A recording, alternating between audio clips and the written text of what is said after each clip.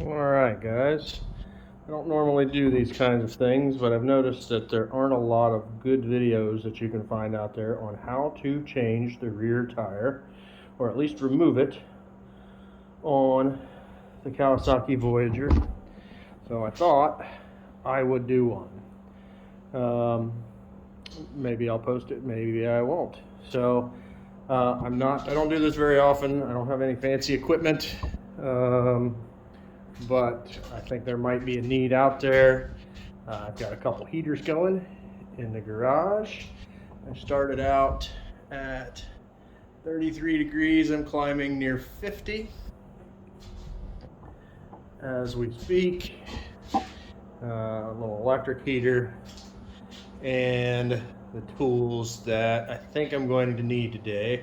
I got a 10 millimeter socket to get the saddlebags off, 17 millimeter socket to get the shock nuts off, a 22 and a 27 millimeter socket for the rear axle, a couple 1/2-inch drive ratchets. I really recommend getting the long breaker bar for at least one of those. I keep forgetting to get one after I need it every time I change my rear tire. I don't like to use my torque wrench if I have to, but I may end up doing that.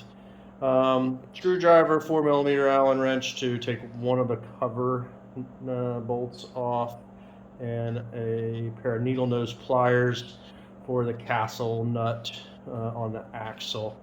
Probably also going to need a rubber mallet and potentially some brass punches.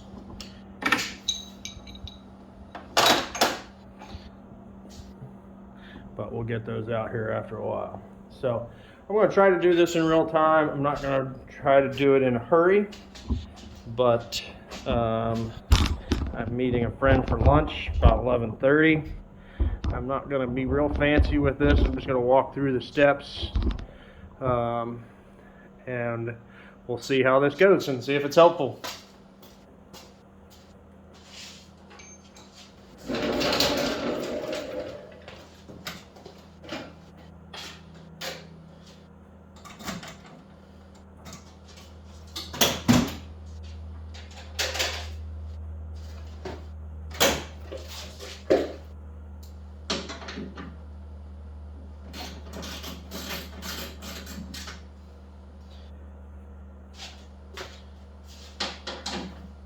All right, 10 millimeter with a deep well or a short extension just to get by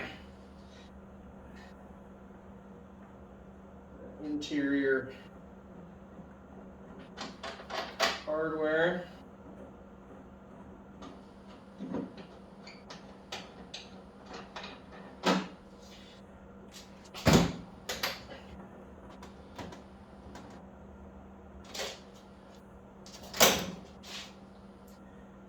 And got a little bit of hurry, I forgot there's 3 of them.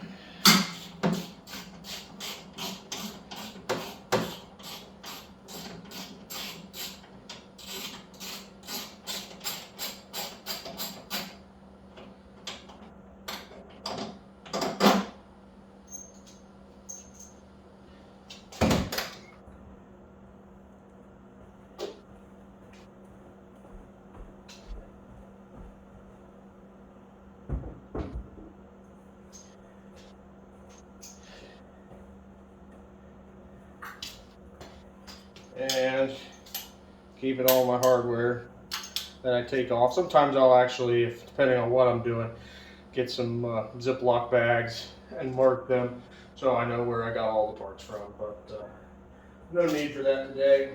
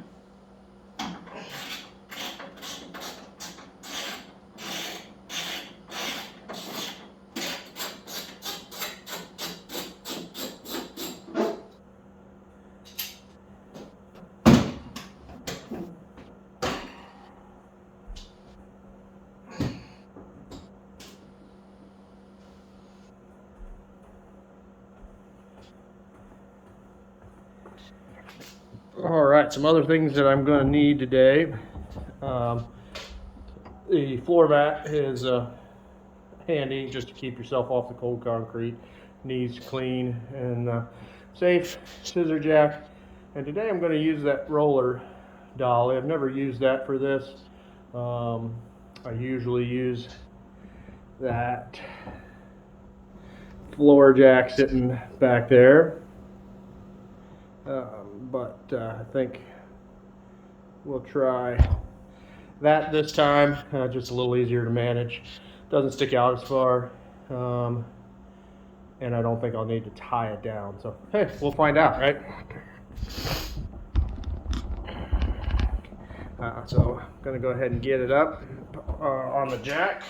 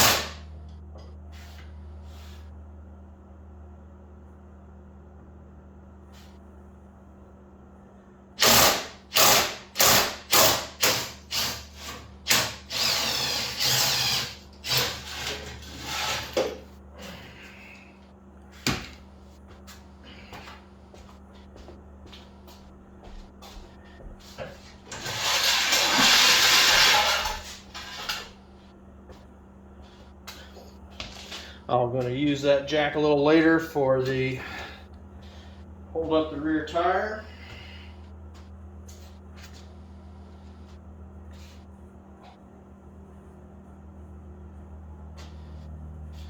And put some gloves on.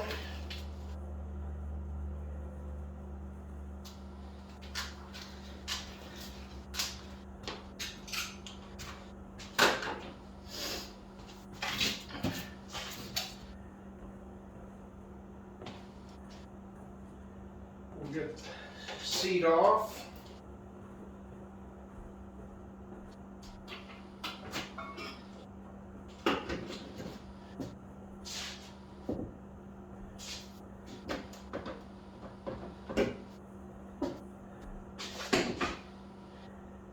And we'll go ahead and get these wheels locked in. to the expansion joint, just to make sure she doesn't roll around on me. Now that we've got that done,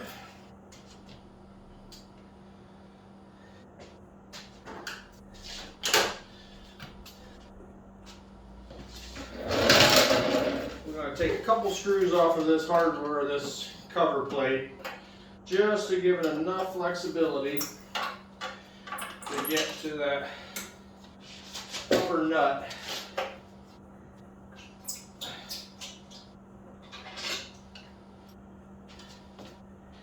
I have a Phillips head screwdriver and a 4mm Allen.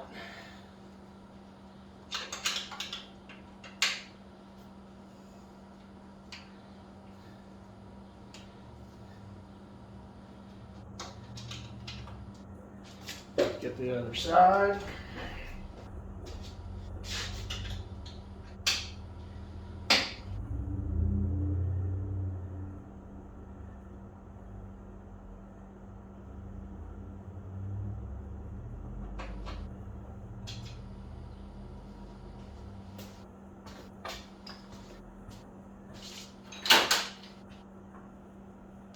And put those in my tray so I don't lose track of them. That gives you just enough flexibility to get that top nut off without too much challenge. So now we're going to go ahead and get the brake calipers off.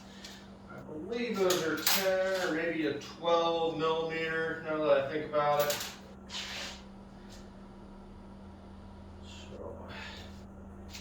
And always have ready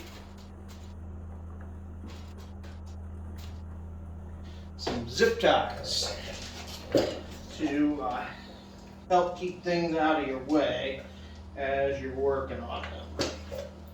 So I'm going to go ahead and get these off. I'm going to get a little extension.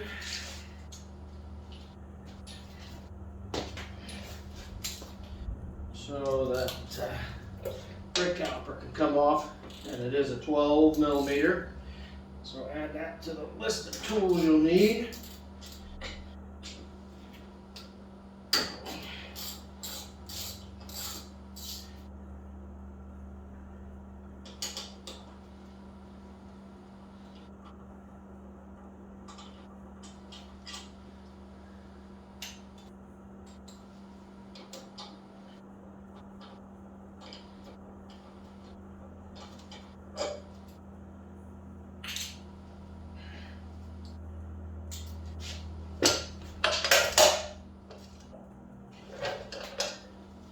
And just slide that off.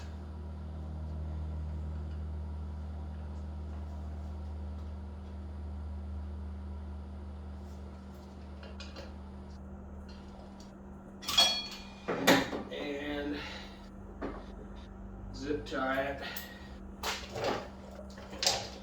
out of your way.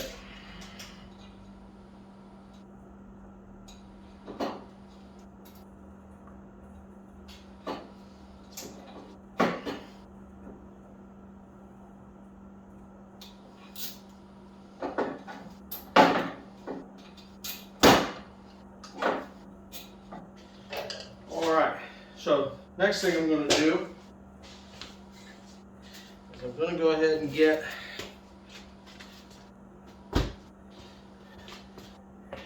this jack underneath the rear tire.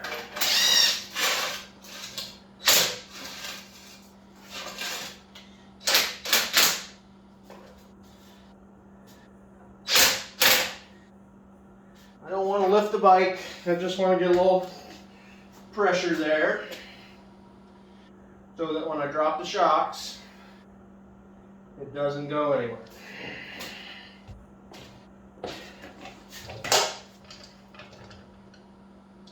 So I'm going to go ahead and get my 17mm.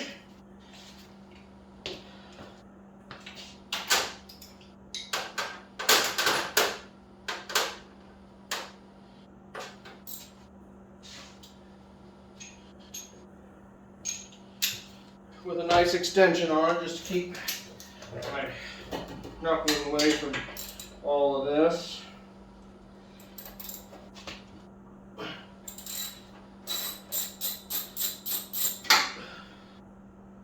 Got a lock washer and a flat washer on here, so make sure you keep hold of both.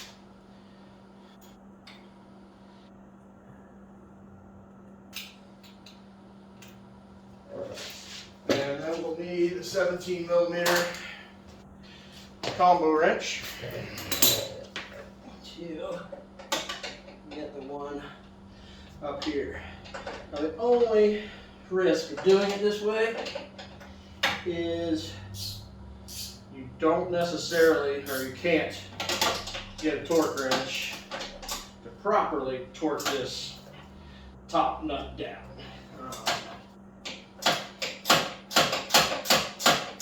But I torqued the bottom one, and I feel confident that I can get this to at least the minimum torque. Now again, this has got a lock washer and a flat washer, so don't want to drop those and lose track of them.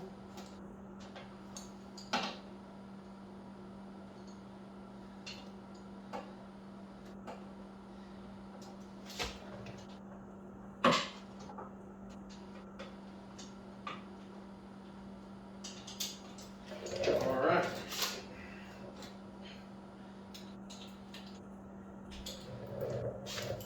And we'll go do the other side.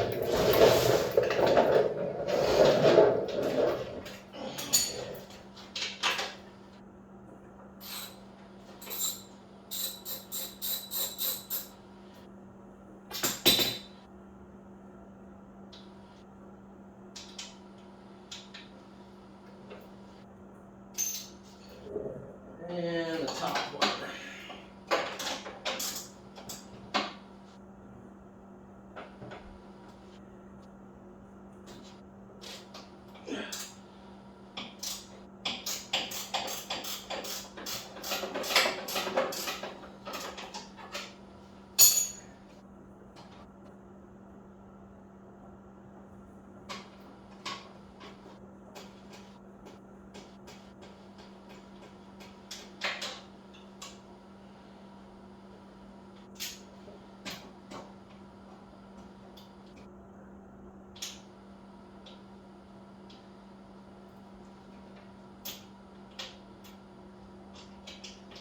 And I actually managed to get all those washers out there without dropping one. And with that, I should be able to, without much effort at all, take the shock off. Shouldn't matter, but I always leave the left one on the left and the right one on the right.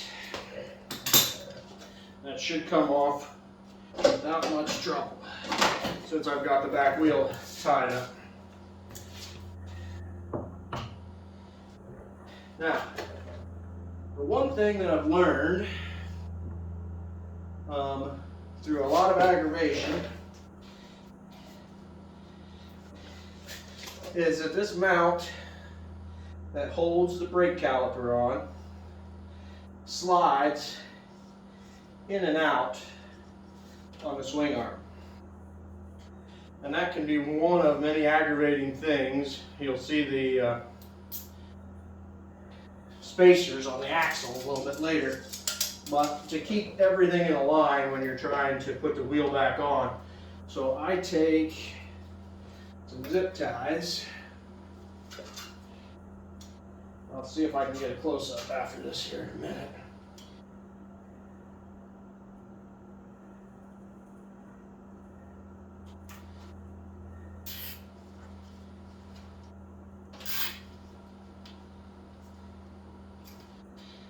Get that nice tug so that can't go anywhere.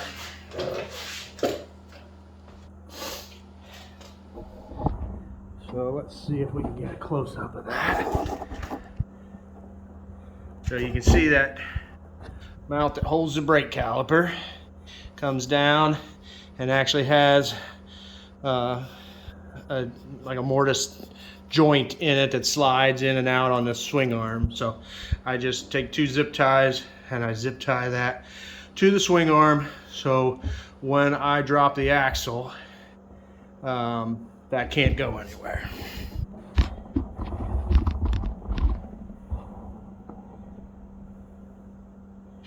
All right, so now we're going to need to get the axle out. So that swing arm should be free. I've got both shocks off, have the brake off. I'm going to have to get that cotter pin out of the castle nut, and then I'll loosen that castle nut on the axle shaft and pull that out. Now you'll see how far down that axle is in the I won't be able to pull it out because all of this will be in the way on the other side. So that's why we pulled the shocks off. I'll show you that here in a minute. I'm just going to raise that wheel up now that the shocks are gone.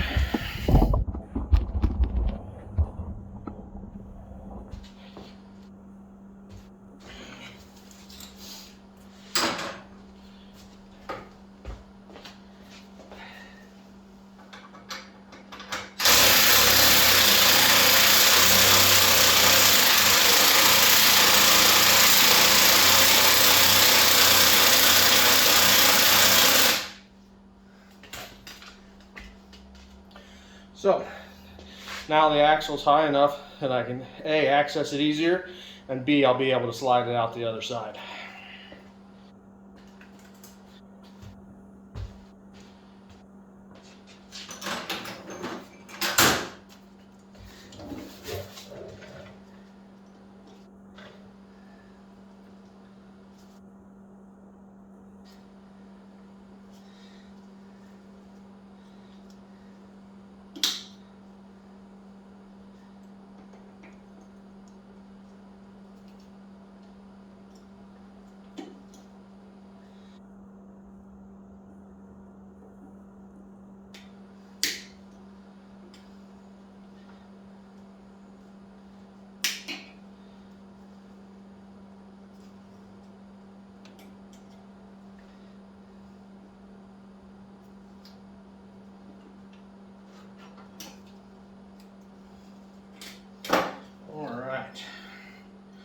There's that cotter pin.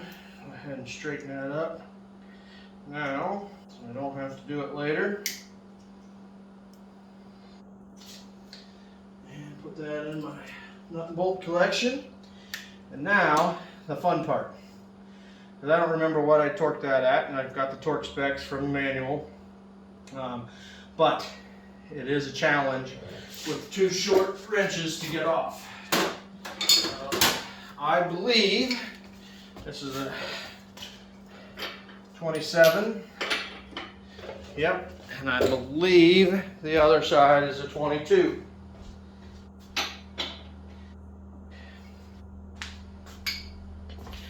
So we're going to get back here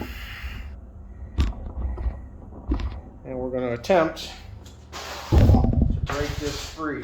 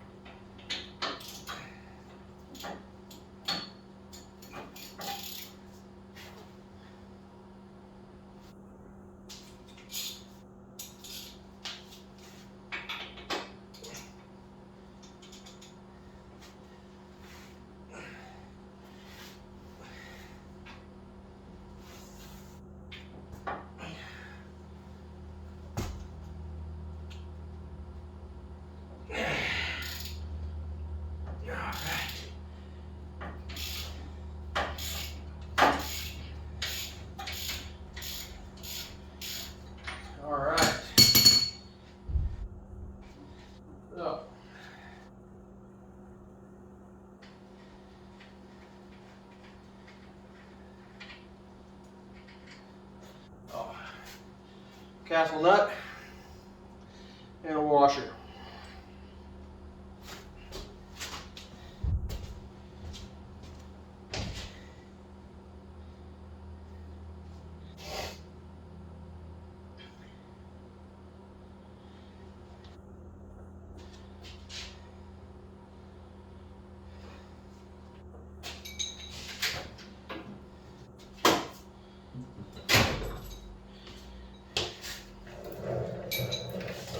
You don't have to use a brass punch, but they're handy to have. You just want to be careful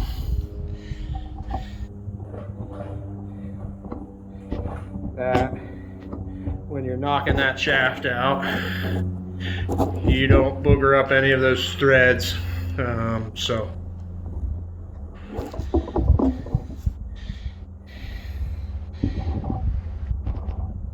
I'm going to attempt to do that. There shouldn't be much pressure on this.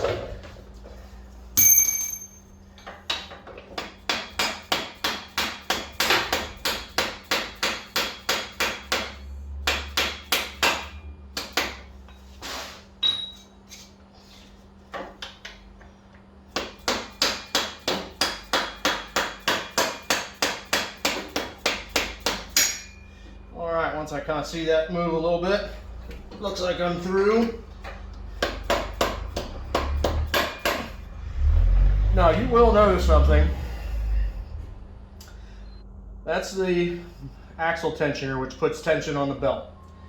I did not adjust that. Some people will tell you, I don't know if you can see, but there's these little hash marks on the swing arm and a hash mark, one hash mark on the tensioner, so that you can measure that and put that to tension the belt evenly. I have found so far that I can manipulate the wheel in there and get the axle in without having to do that with a brass punch and a hammer when I put it back in. But you can break that lock nut off, that flange nut, back that off. Just be really careful. I would even recommend you grab a scribe wherever it is before you start. Just scratch a little mark in there in relation to your mark on the tensioner. So now, all of that there, and we'll come around and pull that axle the rest of the way out.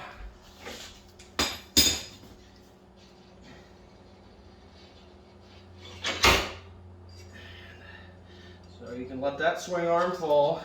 You're going to have a spacer on both sides. Make sure you keep the left on the left and the right on the right. I'm just going to put that with the shock that I already have on this side. Go ahead and get the belt off.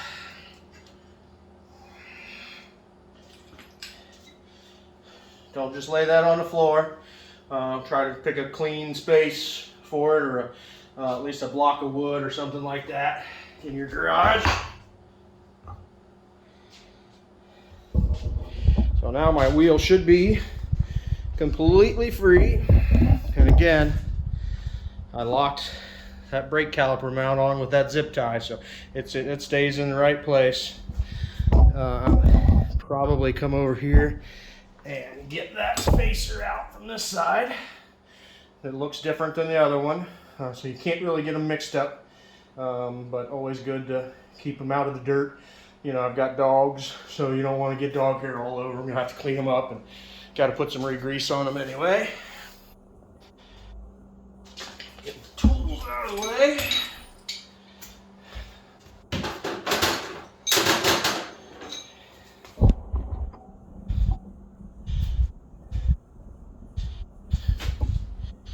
All right, so now we're 30 minutes and 31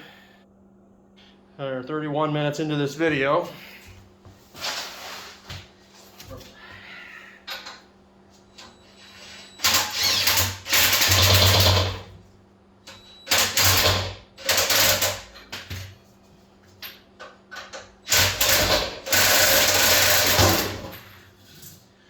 this is the only tricky part. Going to have to get a little dirty, and it's as challenging getting it back on. But I can't go up any higher on my jack because I put it on the roller stand. So I'm going to actually pull the jack out.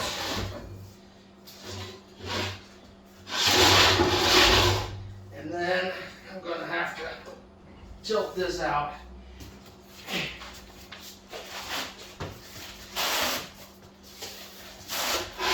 And move it backwards at the same time.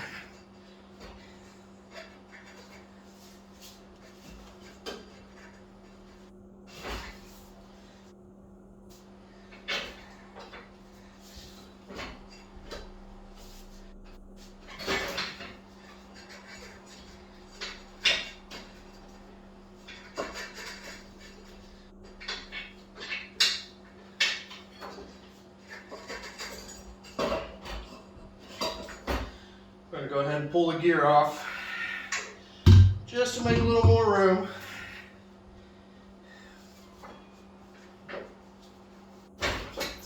And voila.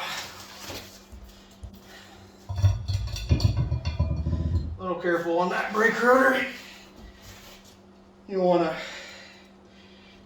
capture all these dampeners that sit on the flights on your hub. Those interlock in your drive wheel or in your drive pulley. Just make sure you grab all of those so you don't lose them before you take them to have your new tires mounted.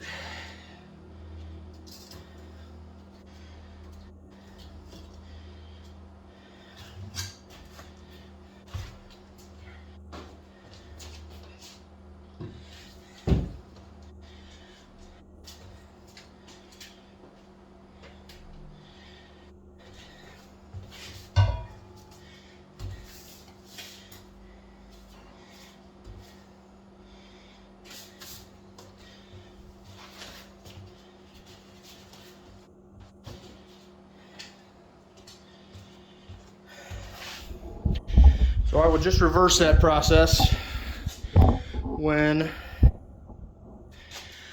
I put it back on. I'm just going to leave that drive belt hanging there and literally reverse the process.